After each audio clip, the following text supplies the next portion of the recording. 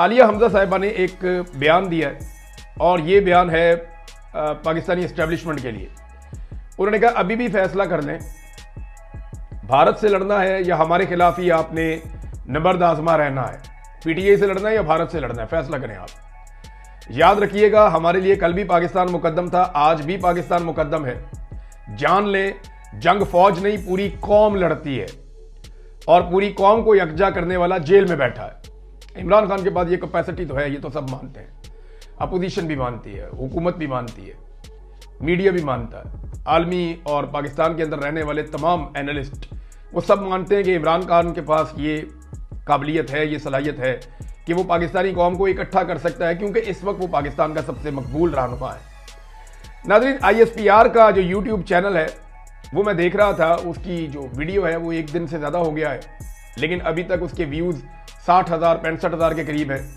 लेकिन जो नीचे कमेंट्स लोगों ने लिखे हैं वो बड़े अजीबोगरीब हैं। यानी कौम के बगैर तो फौज कुछ भी नहीं होती। फौज को ये बात समझनी पड़ेगी कि इतनी कुर्बानियों के बावजूद लोग उनसे नाराज क्यों हैं। फौज ने कुर्बानियां दी हैं, लोग उनकी बहुत इज्जत करते हैं, उनकी कुर्बानियों की बहुत कदर करते हैं। मैं ज़ाती तौर पे बहुत सारे ऑपरेशंस कवर कर चुका हूँ, मैं ज़ाती तौर पे फौज को कुर्बानियां देते हुए देख चुका हूँ। मैंने बहुत सारे बॉर्डर्स, बहुत सारे एरियाज, बहुत सारे मुश्किल इलाके जो हैं जाकर विजिट किए, वहाँ पे कवरेजेस की हैं। मैं अच्छी तरह जानता हूँ कि फौज कितनी सख्त ड्यूटी करती है, लेकिन इसके बावजूद ये कौम आपसे नाराज़ क्यों है?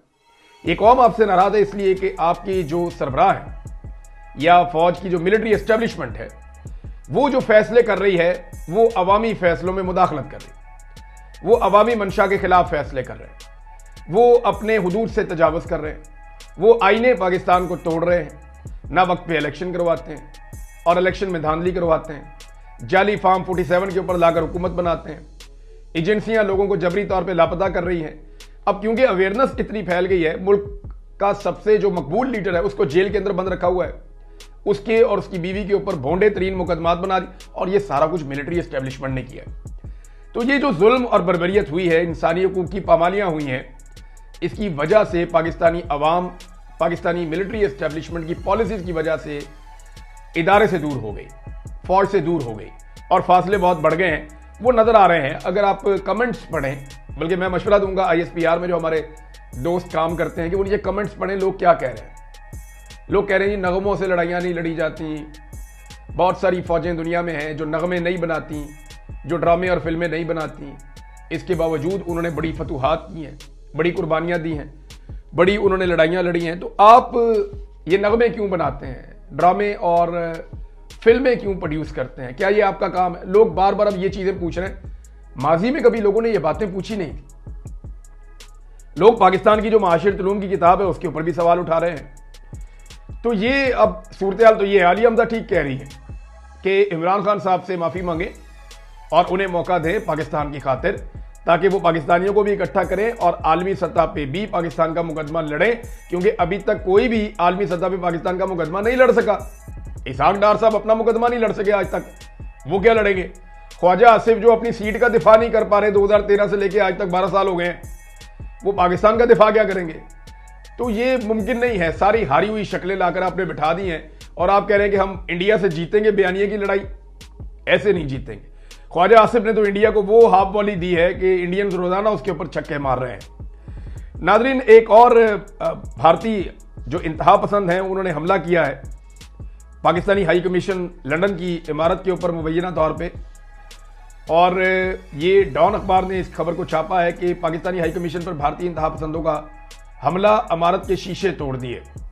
इससे पहले पुलिस ने जो है वो 4 बंदे गिरफ्तार भी किए थे मुबैना तौर पे, जिन्होंने वहाँ पे कुछ ऐसी हरकत की थी जो कानून के ज़ुमरे में यहाँ पे ठीक नहीं होगी बरतानिया में।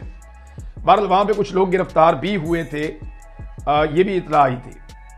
लेकिन भारतीय इंतहा पसंदों ने ये भी किया, बॉर्डर को बंद करने का भी कह रहे हैं कि जनाब हम दरवाजे बंद करने जा रहे हैं। ऐसा लगता है कि एक लड़ाई की तैयारी इंडिया कर रहा है। महदूद लड़ाई, छोटी लड़ाई, मुख्तसर लड़ाई पाकिस्तान को सूट करती है, लेकिन इंडिया चाहेगा कि वो अपनी मर्जी की लड़ाई लड़े। पाकिस्तान चाहेगा कि लड़ाई हो ही ना, अगर हो तो बिल्कुल एक आधा छोटा मोटा मार्का हो जाए, इससे कुछ थोड़ा बहुत फ़ायदा भी हो जाएगा।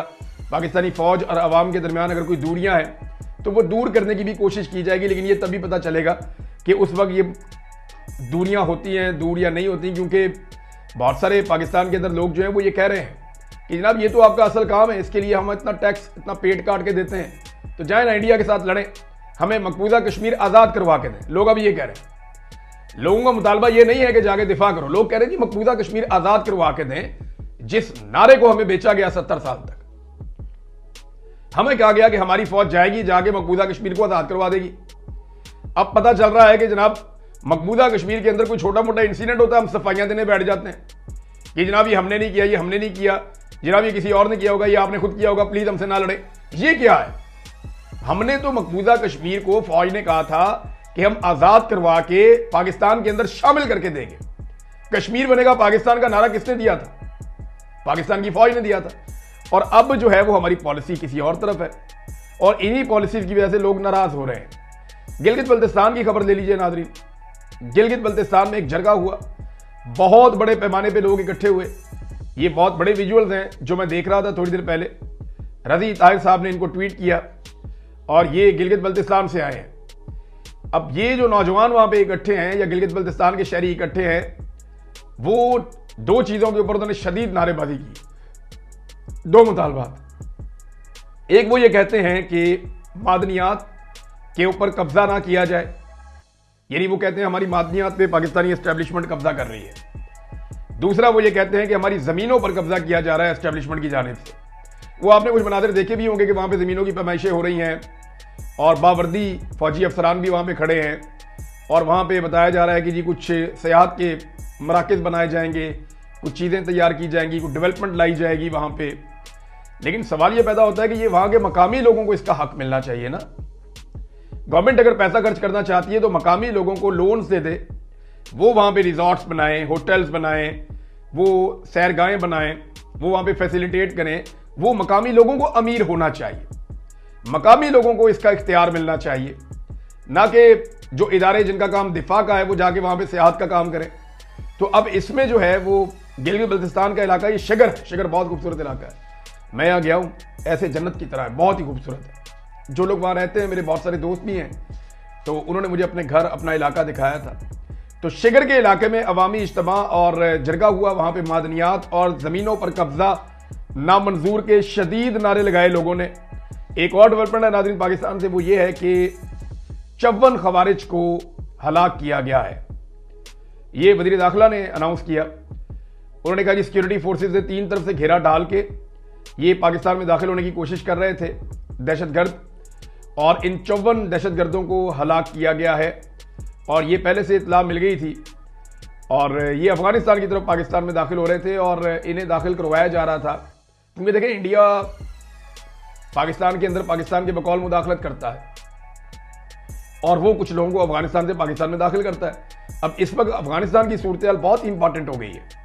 वजह यह है कि अगर पाकिस्तान और इंडिया के दरमियान कशीदगी बढ़ जाती है और लड़ाई में कन्वर्ट हो जाती है, तो अफगानिस्तान किसका साथ देगा?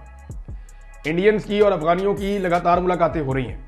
अच्छी बात यह है कि इसाक डार साहब भी गए, 3 साल बाद इन्हें होश आई। इमरान खान साहब पहले दिन से कह रहे हैं कि जाओ उन्हें जाकर मिलो, तो इसाक डार साहब गए, जाकर उन्होंने मुलाकात की है।